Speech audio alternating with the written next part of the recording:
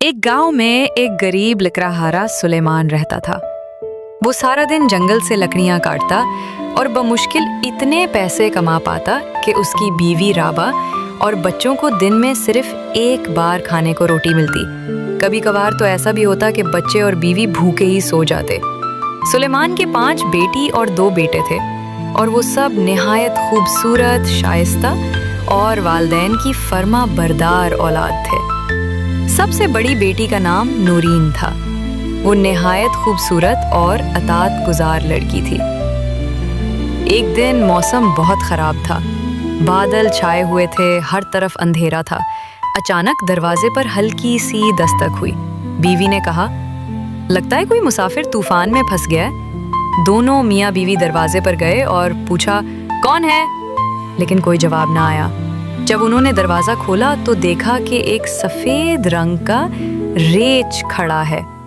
सुलेमान ने हैरानी से पूछा, ऐसी तूफानी रात में तुम्हें किस चीज की जरूरत है? रीछ बोला, मैं बिल्कुल अकेला हूँ, मुझे एक साथी की जरूरत है। और तुम गरीब हो, तुम्हें दौलत की जरूरत है।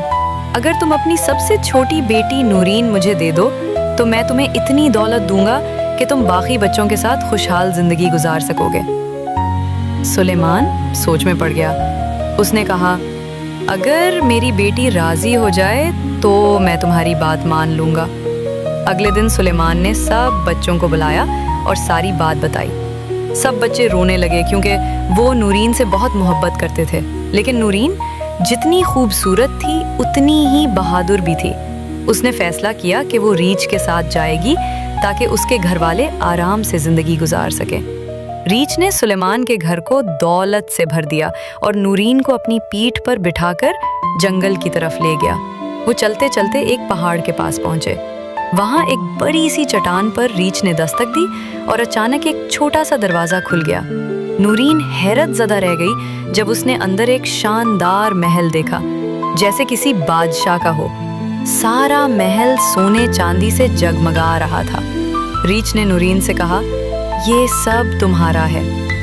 वो दोनों एक खूबसूरत कमरे में गए, मज़ेदार खाना खाया और रीछ ने नूरीन को एक घंटी दी। कहा, अगर तुम्हें किसी चीज़ की